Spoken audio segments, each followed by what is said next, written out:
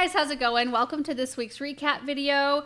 We've had a super busy week and a super windy week.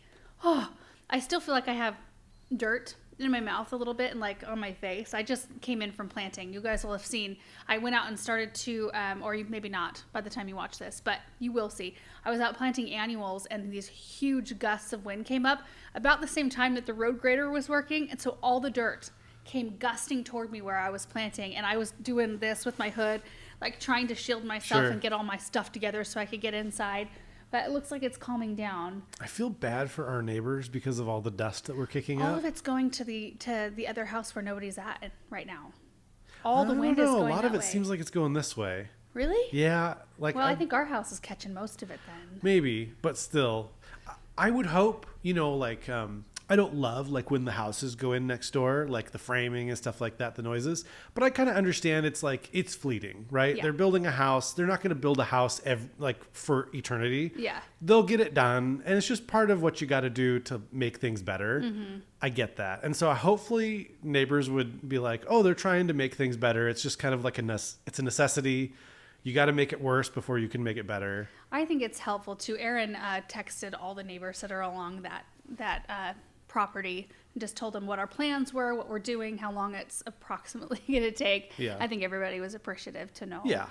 I think as long as you communicate that and they know, and it just happened to be like the windiest spring ever when we got some rain last night, which helped big time, but they're bringing in a bunch of dirt. And I think as they're, a lot of the dirt that they're bringing in is drier. Yeah. So anyway, that is our story of today. It's been a dusty, dirty, windy, rainy day. I got a text from a friend who said that they just got hail and it was on its way, and it must have skirted past us because we never got the hail, but it's just been kind of a weird, erratic day. And the night before last, it was 38 degrees. Oh, was it really? Uh-huh. I didn't know that. Yeah, when I got up, it was 38 on my phone. You probably would have stressed big time if you would have known about that.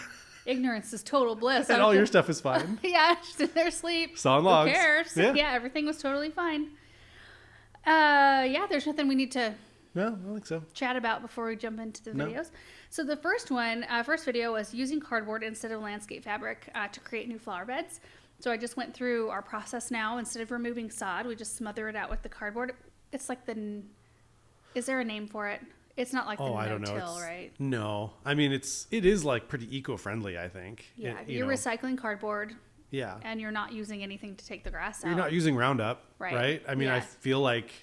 I'm not like a prude, if you need to use Roundup because you got, stuff you got to take care of, like I'm not that person, but I think if you can avoid it, if you don't have to do it, then go for it. And it's not like easier, kind of, in a way it's easier because you're going to lay mulch anyway, right? Yeah. Even if you take sod up and create a new flower bed, you're going to be laying mulch. So I would say that it's like a little bit of extra work, but not as much work as removing the sod. Removing sod sucks. Yeah. It really does. Yeah, if you rent a skid steer. Here's what it is it's like one of the cheapest ways, as long as you've got some like sweat equity to put into it, it's one of the cheapest ways to smother out grass and create a flower bed. Yeah. Because you can basically do everything for free if you go round up a bunch of cardboard and try to get some free chips, which most of the time, if you call around to different, you can do chipdrop.com, or if you call around to different tree places, they're usually looking for places to dump their chips because they have so many of them. Right. Well, and Aaron, Paul, and Bethany have been working on that area on the dirt lands. We put the wood chips down kind of to figure out where the lane's going to go. I think that Chad's going to be working on that soon. Yeah, hopefully the next, they're here now. He's working on a different thing, but hopefully when they're done there, he'll just move over and do that. Yeah. So we've got plans, for the interior of that property. That's where the new barn will go eventually, and then paddocks for the horses. But then along the exterior, there will be a lane that goes the whole distance. So we're going to focus on the lane will go in this year, and then we're going to focus on the border on the outside, and then we'll focus on the interior later on. And after we talked about that, I went out and planted all of our Lysianthus out in the cut flower garden, which was quite a number of them, like 215 plus Lysianthus plants. And they're all looking good out there. So I'm happy with that. JG said, how soon can you plant in that area? Do you have to wait for the grass to die, or do you just cut a hole in the cardboard and dig out the turf?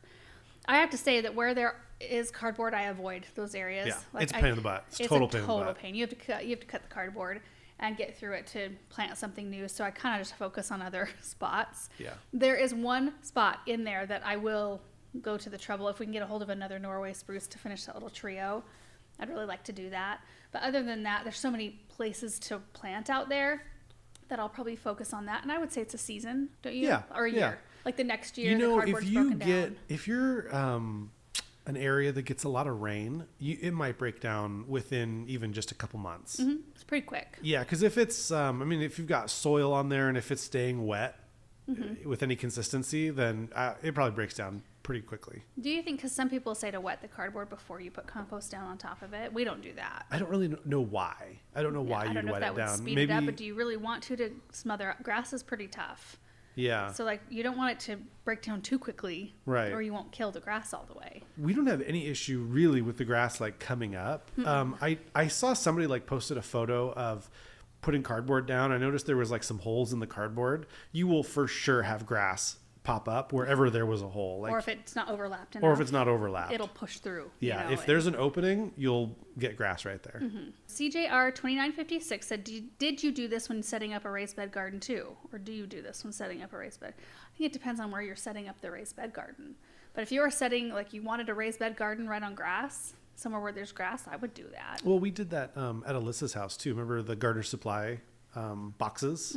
So we got the raised beds from Gardener Supply and we put the cardboard at the bottom. Oh, the cardboard that the raised beds came in. Yeah. We put the cardboard at the bottom. Because like you got to get rid of it beds. anyway, and you might as well just put it at the bottom. Yeah. And in that case, there was gravel that we didn't even worry about because the beds were like 16 inches deep or 18 inches or something like that. I don't remember. Were they that? Whatever they were, it was like plenty. Yeah. To where we didn't need to like get rid of the gravel beneath it. So I guess that was essentially the same thing. Yeah. But yeah, you could just do the cardboard, put your bed down, and fill it up. Yeah. Yeah. Doris said, do you guys deal with nut sedge grass? And if you do, what products do you use to eradicate it? Now, I've never really dealt with nut sedge, but I know that it can be a super huge pain. It spreads by nutlets. They're like little bulbs that, spread offsets from the main bulb, kind of like muscari. Anyway, but they're very, very aggressive. But there's a product from Bonide we used to sell or do sell it down at the garden center called Sedge Ender. And so I know that there were people that reported that did a good job, and there's probably other products out there, but I can't really speak, on a lot of experience on that because I've never actually dealt with that. Thank goodness. B61020 said, random question, how do you get all the fuel for your machinery? Do you have a fuel tank? We do not. Just like the 5-gallon deals. How quick do you go through it? Well, I go through about 5 gallons every time I mow the grass. Oh, you do? Yeah. So 5 gallons a week. Yeah. And then with the Bobcat, it's just totally dependent on how much we're using it. And, sure. But it hasn't been a pain for you? No, not at all. I mean, it sits a lot of the time. It's just one of those machines that like we'll use 3 or 4 times a week. And when you need it those 3 or 4 times a week, like you need it, like how else would you get that project done? But it's not like, I guess like when we were moving the wood chips around, you use it kind of like all day for that day. But there's a lot of days it just sits and doesn't get used. Yeah. Alicia said, brilliant. Would this cardboard method work over weeds like bindweed? I think it would help for sure. The areas where we've had bindweed, where we've wanted to plant, I've used landscape fabric, which I don't usually use that. And I talked about that in the video. But like along where the arbs are here along the west side, we did put a layer, just one strip of landscape fabric along that edge because we had one spot in particular, just right outside the raised bed garden. Right in that area, we had bindweed so bad. And I knew that if I did not suppress it and, underneath the arbs, that I would always forever battle it because I couldn't spray it. I'd kill the arbs if I tried to spray it. And I didn't want to battle pulling it because, you know what it's like. It's a huge pain, that weed. Anyway, it's worked beautifully. And then there was one area, the Versailles boxwood, same. There was a bindweed issue on the north ring of boxwood. So when we planted those, we put a little bit of landscape fabric underneath. But I would think, it depends on how thick of a layer of cardboard, how quick it breaks down for you, like how much rain and moisture you get. Because if it's not suppressed long enough, I think it would probably come back. It's one of those. It's like the goat head seeds that can last however long. Right. Like a ton of years. Yeah, they'll last like 7 or 8 years. Ugh. Laura said, I have a question about the mulch. Could this mulch introduce disease into the garden? I noticed you primarily use it on walking/driving paths like the chips. Oh. wood chips. I don't think so. I mean, I don't know, but I'd be surprised. We haven't had any issues with that, so that doesn't say that there couldn't be. Yeah. I don't really know how it would like connect. You know what I mean? Because like we're just driving on it. It's not like we're putting those in planting holes, or it's not coming in contact with, you know what I mean? Yeah. I just don't know how the disease would spread exactly. Mm-hmm. Karen said, where did you get your Lysiantha seeds? I bought 2 packages from 2 different sellers and only 1 germinated from both packs. Super disappointed. I get all of my Lysianthus, or have bought all my Lysiantha seeds from Johnny's. I think that's it. I don't think I've ordered any from anywhere else. I usually have really good luck. They are so slow. They're the slowest plants ever. But I've had really good luck with their seed all the way around. All their seed. Mary said, I just bought a big roll of landscape fabric. Does it do the same for flower beds, or cardboard method is better? Cardboard method is wildly better than landscape fabric, unless you have an issue like we've had with the bindweed kind of issues. But I wouldn't use landscape fabric. Just as a rule, we don't, because I don't think it's the best thing for the soil. It's easier to fertilize everything when you don't have landscape fabric to monkey with. You know your fertilizer's getting right to the roots of the plant. And then, I don't know, landscape fabric just over time. Even, we use Do-It Pro, and that's the only kind of landscape fabric I would probably ever use. But even that over time. I think the question, I mean, this is personal preference, but for me, personal preference is, are you going to put rocks over the landscape fabric? If you're going to put rocks, go for it. If you're going to put mulch, never use landscape fabric. Mm-hmm. Like landscape fabric and rocks can go together. Landscape fabric and mulch should never go together. Mm-hmm. That's my opinion. Yeah, that makes sense. Because the weeds will just grow on top of the mulch in one season. Yeah. Chris said, maybe I missed it, but how thick of a mulch are you putting on top of the cardboard? As much as you can afford. Yeah. I mean, if you're getting like free chips and can stand to build it up, 6 to 8 inches, great. Do it. Mm-hmm. Okay, next video is transplanting the show-off forsythias and planting the west side urns and a red currant. So I took all 10 of those show-off forsythias, popped them out of the pots on the east side, which they came out really easily, and then we planted them out in the dirt lands. I think you came out and used the auger for all the holes. Oh, yeah? Yeah, I think you did. And we planted 2 groups of 5 out there, and they're all dripped in, and they're all looking good so far. Then I planted the west side urns, and I used a Limetime coleus as a centerpiece, and then Supertunia Priscilla and Diamond Frost Euphorbia. And then I planted a red currant that Deb, somebody who watches our videos, brought down to the garden center. So I had mentioned to my mom when we were doing the garden center tour recently, or I'd asked her if they had any red currants, and she said they were out. So Deb thought, I can bring you a start. So she went and dug up a start and brought it to me, and that's all planted out there and looking good. MHCQ3 said, I can't believe I need to ask this. I've learned so much from you that I feel like I can do almost anything. Where should I buy the supplies for a drip irrigation system? If you could let me know, I'd be very grateful. All over.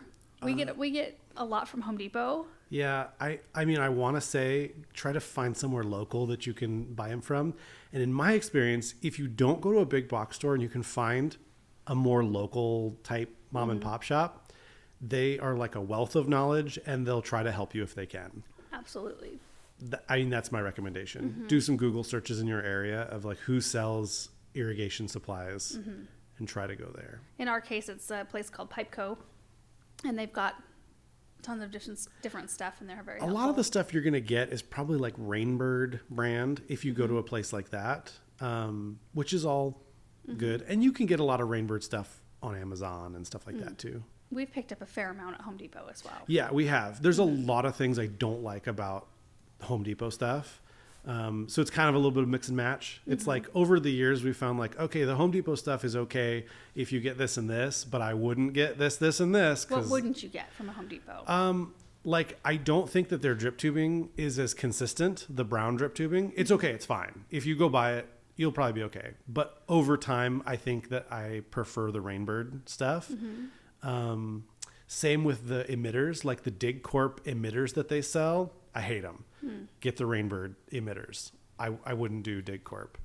I'm trying to think of of other things. We also don't use the stuff that's in the drip irrigation section, the black. Yeah, the half-inch black poly that they sell at Home Depot is total junk. Flimsy and it kinks. They do have stuff, though, it's usually outside. It's like in their plumbing kind of section, and it's black with the blue stripe. It's like half-inch Continental drip tube. Is that what it says? And that could even be something like local that they're bringing. That brand. I couldn't find it at the Nampa one. Yeah. When we were doing Monica's drip. But if you were to get that half-inch stuff at like a mom and pop irrigation shop, they probably would have better quality stuff than what Home Depot has. So anyway, all that to say, for us, it's a journey. It still is. The irrigation is a total journey, and you have to spend some money on things that you don't like. The nice thing about drip irrigation is that you can add on to it over time. You don't have to like get it all done all at once. So just buy a little bit, buy whatever the smallest quantities are to test it and see if you like it. If you don't, try something else. Yeah. Jessica said, I've always wondered why a proven winter slow release instead of a spoma. We use both. Like today when I was planting annuals, I used the proven winter slow release in our containers, and I use Biotone in ground planting, really because that Biotone, it spreads a lot further. Like you get a big bag of it and you can use it for several different projects. And then that slow release proven winter stuff, it's a really nice, it's easy to apply. I don't think it's organic. No, I don't think that it's a synthetic. But neither is the water soluble that we use for our annuals. Yeah. So if you're doing something that's not edible, like if you're trying to do an organic garden, you're eating what you're producing, then Biotone. But if you're just growing super petunias, then that slow release works quite nicely. It doesn't really matter. Yeah. Lisa Curtis said, I know nothing about currants growing needs. Are they bush or vine? Bush, to my knowledge. The only currants I've ever had were a bush. Did they self-pollinate? Mine was the one I had before, and I'm guessing this one is too. Do they have soil and fertilizer special needs? Okay, so my experience growing currants has been pretty limited. I mean, I've only grown, it was a Red Lake, I think, variety that I grew down at our townhouse. It did so beautifully, had gorgeous shaped leaves, tons of currants. I only had one. We had pretty crummy, heavy soil, and I planted it in a corner that typically held on to the most amount of moisture. So in my experience, it was able to handle more moisture than some of my other plants. Normal fertilization is what I've always given mine. So as long as they get enough sun, I think they want quite a lot of sun to be productive, but super easy keepers. Just a title said, I really don't know, but once a flower bulb is expended in a bed or pot, are you supposed to continue watering? I do water, but I hope I'm not rotting the bulb. Ours just get normal water with everything else. Like all of ours in our flower beds, they're still next to drip tubes. They still get watered throughout the season, and I don't have any problem with them rotting out. Melinda said, what is the cement pad in the middle of the new property for, or was for in the past? It's not there anymore. It's gone. But we think it was for a gazebo at one time, right? Who knows? There was brackets in the brackets in the four corners, which makes me think there was 4 posts for some kind of a roof. Right. There was electrical. Yeah, there was electrical run to it. It's all gone now. As are the berms. And that weeping tree that only barely a couple branches had leaves on it. And everything on this side's gone, except for the new berm that's going in. The only thing that's still there is like the basketball court, the play set, the red barn, a couple big trees, and the rest is dirt. Yeah, it's kind of scary. It's funny because Benjamin, he's like, Mama, will you drive me around the dirt lands and explain to me where everything's going? It's like, yes, I will. It was so fun. And we drove around out there, and actually that moment, I'm like, this is going to be good. Yeah. I don't know why, but I just actually driving there could envision what that was going to look like with the horse paddocks off to the right. And every time we drive around out there, I just have to remember that when it's looking like complete chaos, like scorched earth. It looks so bad. I love that type of landscaping where you just get to the basics, because I just like to do things in order. It's like a very organized method of landscaping where I was telling somebody, you got to do all your frost freeze first. So you got to trench 4 feet down. And then if you want electrical in the future, you should probably get your electricians out next, because they're going to trench down about 2 feet. And so you run that stuff. Do they use the same trench? You can. And we have in the past. I think it's a pain in the butt to have them joint trench. Yeah. It's best just to do things in order. Go 4 feet down first, and then go 2 feet down with your electrical, because they're not going to hit the 4 foot down stuff, and then get all the rest of your irrigation in, because they only go down about 12 inches, like your sprinklers and stuff like that. Yeah. They don't need to go down. And so they're not going to hit the electrical lines that were just trenched. So if you get stuff done in an order, then you can have them trench anywhere and over the top of each other.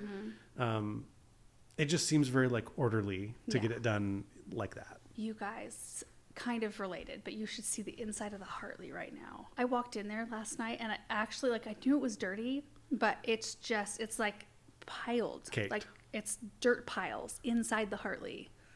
We've had the windows and doors open because we have to. It's, you know, a lot of the days when the sun's out, it gets too hot in there. We're not running the AC, so we just keep the doors open. At this point, we'll just keep it dirty until they're done. Maybe we should have been running the AC for the last little bit. And just kept everything shut up. Well, with all the we're dust. past the point of it doesn't matter. Yeah. At this point.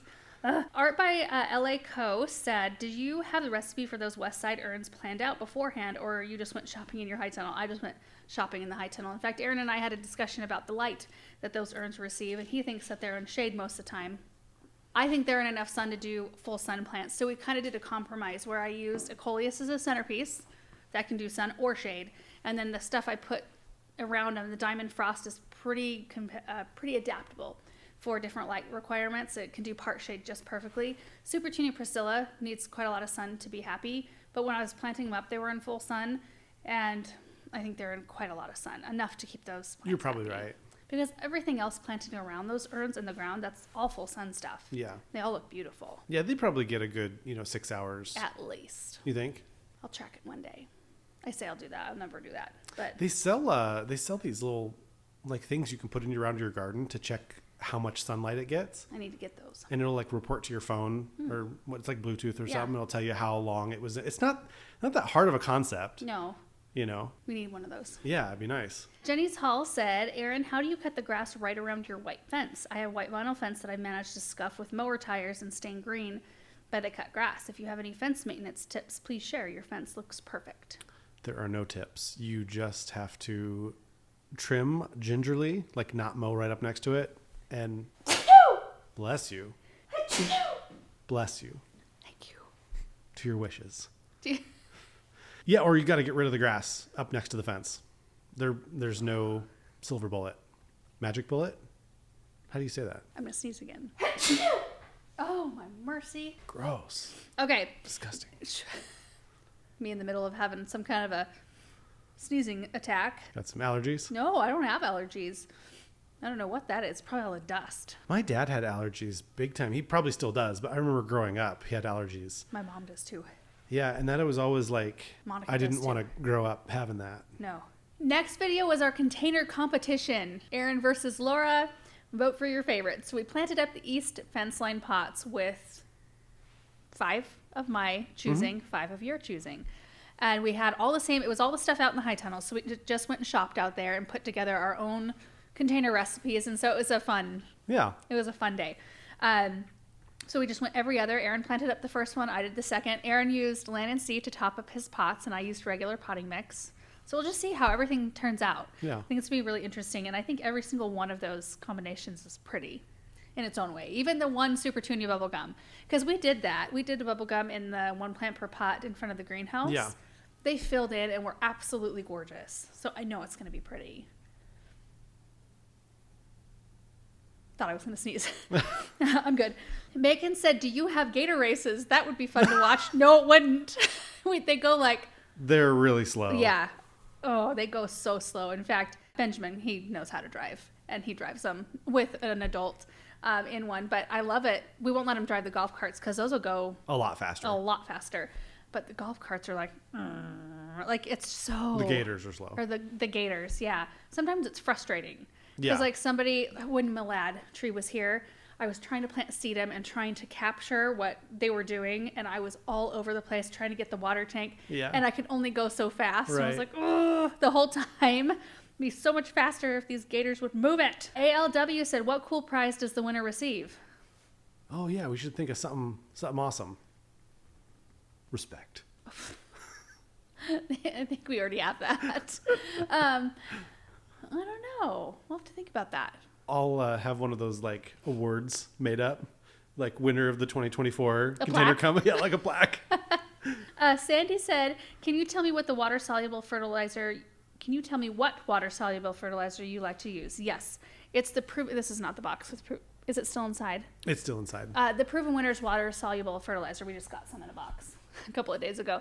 But the reason why we love that one is that it has the right chelated iron in it for our high pH soil. So it's EDDHA chelated iron, and it keeps the especially Superbells, Supertunias foliage a deep green, which ours can tend to yellow out and get kind of veiny looking because our water and our soil soil in containers doesn't make as much of a difference, but annuals we plant in the landscape in our high pH soil are very affected, and so you have to use the right kind of chelated iron to keep that nice green color. Right. Anyway, it's worked great for us. We try to keep them on a once a week fertilizing schedule, and we stay pretty close to that. Yeah. Tony said, what brand of potting soil do you use? Yours always looks fluffy, and the brands I've used are lumpy and have sticks in them. We use the Espoma organic potting mix, and we have for years. And I love it.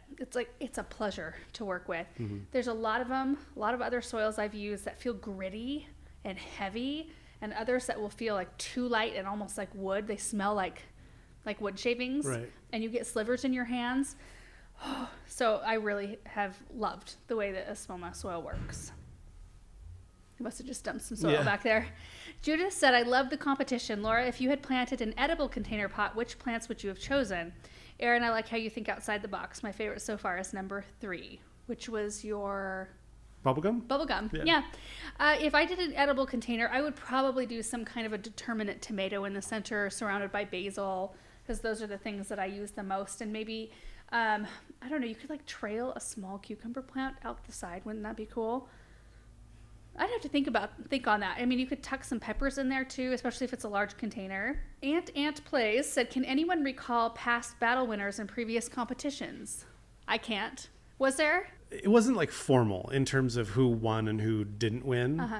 But this year I want to create like a Google form or some type of a poll.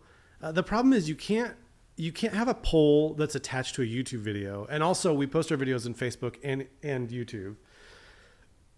So I think what we'll need to do is probably have a link that goes to a Google form where people can vote. Mm-hmm. And like, that's the only thing that will actually tally votes. Yeah. And we'll just have pictures. So maybe we can do that the next update, which will probably be in like 3 weeks or something like that. Cause they'll have quite a bit of growth in the next 3 weeks. Yeah. Cause it'll start warming up and they'll start kind of exploding. Yeah. Brenda said, do you have a link for the pots that you used? Those are the jumbo jardinières. I think it was extra large jumbo jardinière. That size, extra large jumbo jardinière, so. Yeah. From Unique Stone. They sell multiple sizes of it. You just got to get the one that's the right size. Just go to the uniquestone.com website and you can find them in there. 5 from Cal said, great video as always. How long do you let the drip run for those planters? You went out and tripled the drip, right? So how long are you running those? So if you can see in the video how much drip we had, I about tripled the amount that was in there. I put quite a bit, seemingly quite a bit.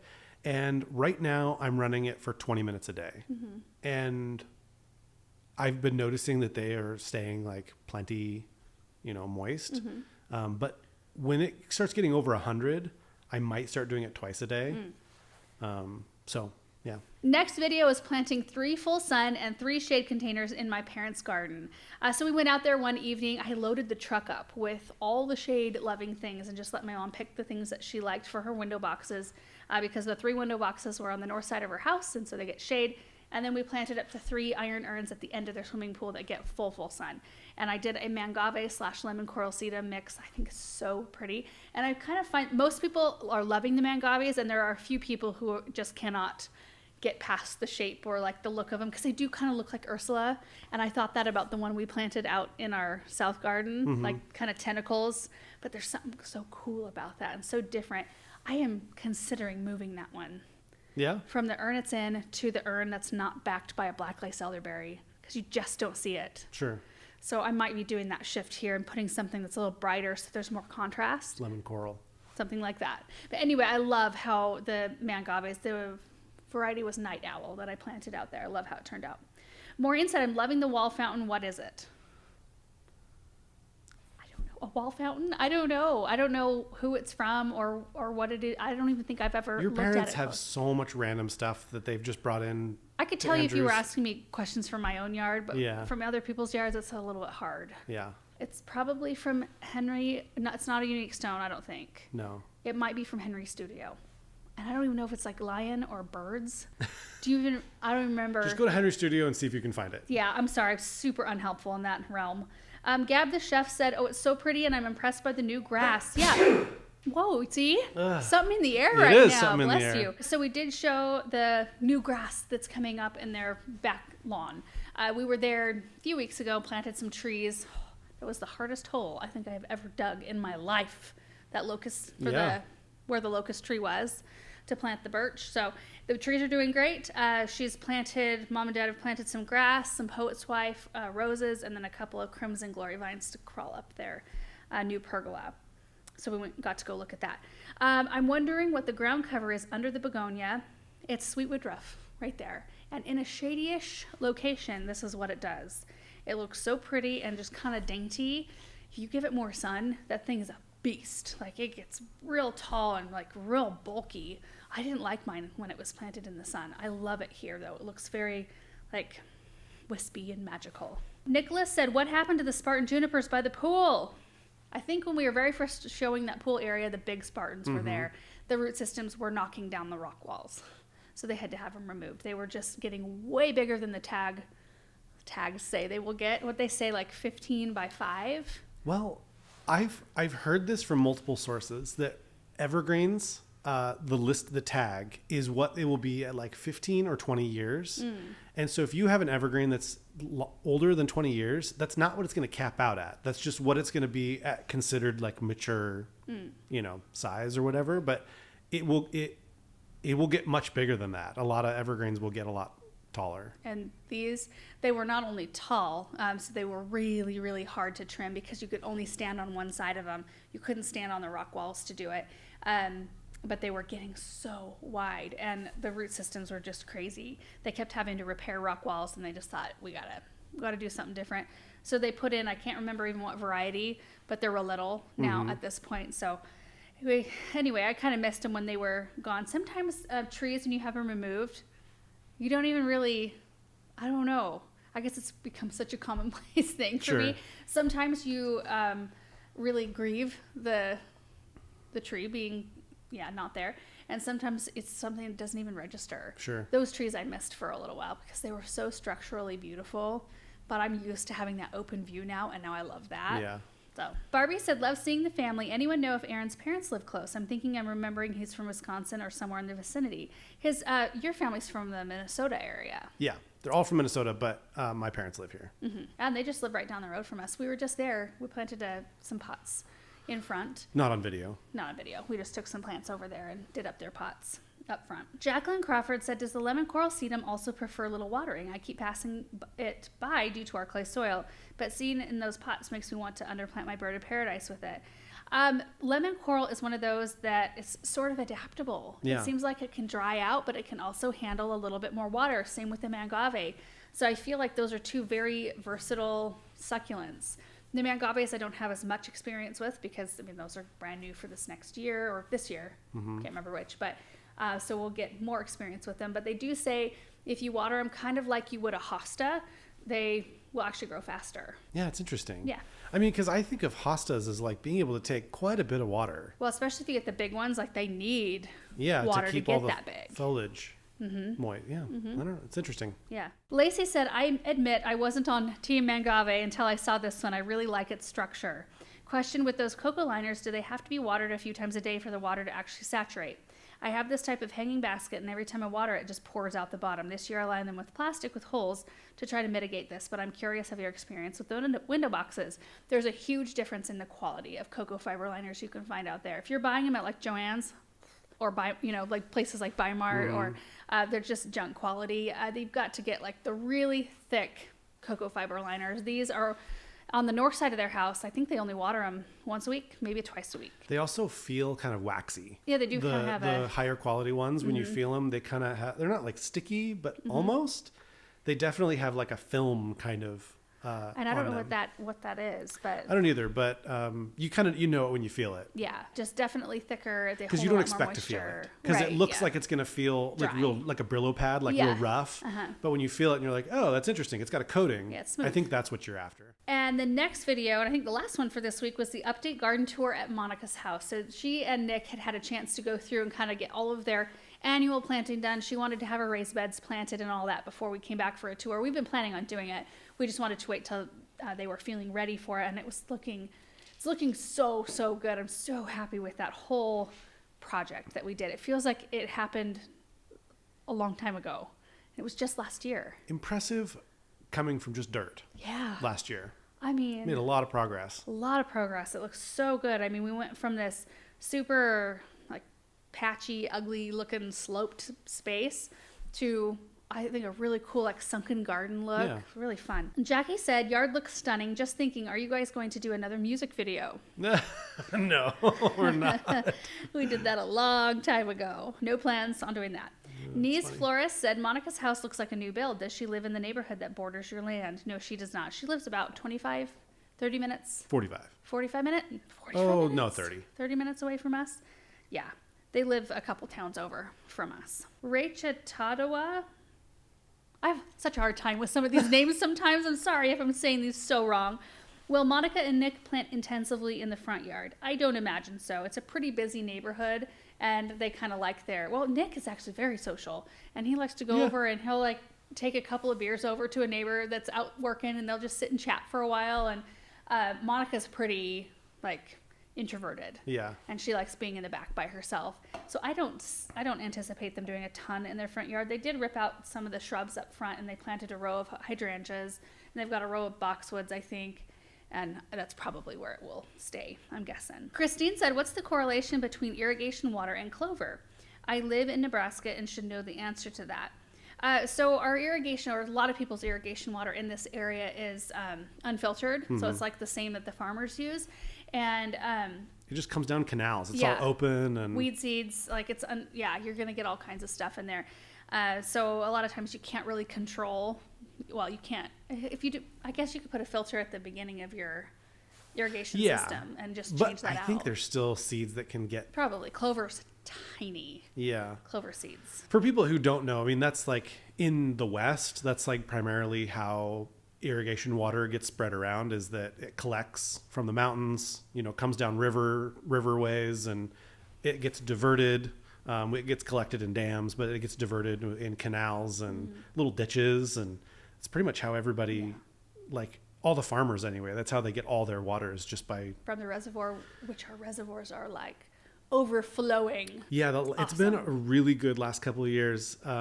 It's funny though to like talk to your dad about things like that, because he sells seed to farmers and stuff, and he just sees the highs and the lows, and it's like, this is just what happens, is that you go through a period of like a decade where like water is plentiful and we're getting lots of rainwater and lots of snow and everything's good, and then you go through some years where it's like, we're not getting a lot of rain, and you're worried about it. But he's been doing it for what, like 40 years now plus at Andrews, and so like he's been around, and and he doesn't worry about it anymore. He's like, it'll rain, like, and when there's a lot of water, he's like, we'll have drought, like he just knows the cycles, and he doesn't get caught up with some people just get crazy about like the sky's falling basically. That is so exhausting to me. That would be such an exhausting way to live. People to get caught up in like the current thing. Anything like that. And they don't see past. It's just not a balanced way to live. Right. What is a Belgian fence? I actually had to look up the definition. It's like an espalier, so it's like a network of, like you have your trunk, and then you have a network of branches that are trained into a flat shape on a surface. But I did look up the actual definition. A Belgian fence is a style of espalier in which limbs are trained into a lattice-like pattern. And if Nick is in charge of the Belgian fence, it will be perfection. Nick loves to do those kind of like fiddly, precise projects, and he loves to research things, and he really like gets into it. He'll probably know vastly more about fruit trees, about pear trees, than I would ever dream to know by the time he's done with his Belgian fence. And he enjoys those kinds of projects. And you can see that in that trellis that he built, or the trellis. I just want to call it an arbor. I don't know why. But he built the black trellis, and it looks so good along their side yard on the west side there that they've got the honeysuckle growing on. So he just really enjoys that. And it's going to look really pretty right there. Perfect spot. You have a lot of experiential knowledge about a lot of things, though. Yeah, I don't enjoy the research aspect of really anything. And sometimes the research is just flat out wrong.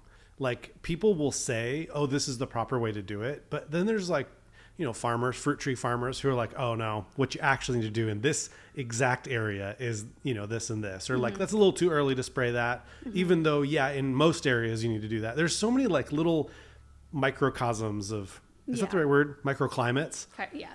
And like, doing things a little bit differently based on your precise area makes a big difference. You want to know what happened in my orchard this year? We got that 27.5 degree night. Devastation. Yeah, no fruit. It all froze, all of it. Even on my little dwarf peach tree that I just bought this spring that was loaded with blooms. It has little fruit. It still looks like it has little fruit, but you go over and barely touch the fruit and they all fall. I was just out in the orchard looking at, because I had pruned a pretty good amount off some of the trees, so I check on things from time to time. And I wanted to go out there to check on the apples specifically, because I got the little gauze bags to put around the fruit so that we could keep the worms out of the apples this year. So I wanted to make sure I wasn't missing my window to get those gauze bags placed properly on the tree. And I went out there, all of it's gone. There's not a single fruit on any tree out in our orchard after that night. I told Aaron, I was initially bummed, but I think maybe I've been doing it, like the gardening thing, for so long that part of me was like, yes, I don't have to harvest a dang thing out of that orchard this year. So that's going to free me up to be able to focus on other things. And there's tons of farmers markets around here, and I can go and buy a box of nectarines or a box of peaches. And not feel bad about it. And not feel like, I don't know. I mean, there's pros and cons of everything, right? And I'm not going to let something like that just completely bum me out. Right. I mean, there's that initial are you kidding me? I was so excited to try out the gauze bag situation. That's kind of my big thing. I was excited to see if I could get some worm-free apples with no spray, you know? Anyway, so that's where the State of the Union there. I mean, I should go out there and look again and see if any miraculously came through, but I don't think so. I think our orchard's just going to be in nice trees this year. Yeah. Well, maybe, they'll spend a year just putting down better roots and it'll be fine. It will be. Such is life. We can't cry about those little things. Yeah. And you guys, that is it. There weren't very many questions on the last video because tour videos, there's typically not as many questions for things like that. But it was really nice for Monica and Nick to let us come back into their private space and let us see how things are going. It's fun to see projects too that you've worked on a lot in the past. And I remember when we were in the midst of the project, it was the day we were doing the raised beds. For some reason, their yard hangs on to so much heat.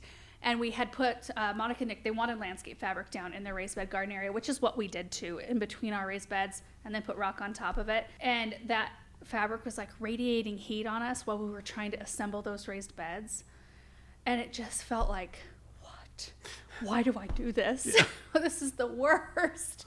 And it's so fun to see those things later on and how much enjoyment they're bringing other people, and how having that space kind of worked out in the way that it did. It gave both Monica and Nick some major inspiration and motivation and joy. They get so much joy from that space, and that's awesome. I love that. It makes it worth it. Anyway, guys, that is it for today's recap video. I hope you're having a great start to the week, and we will see you in the next video.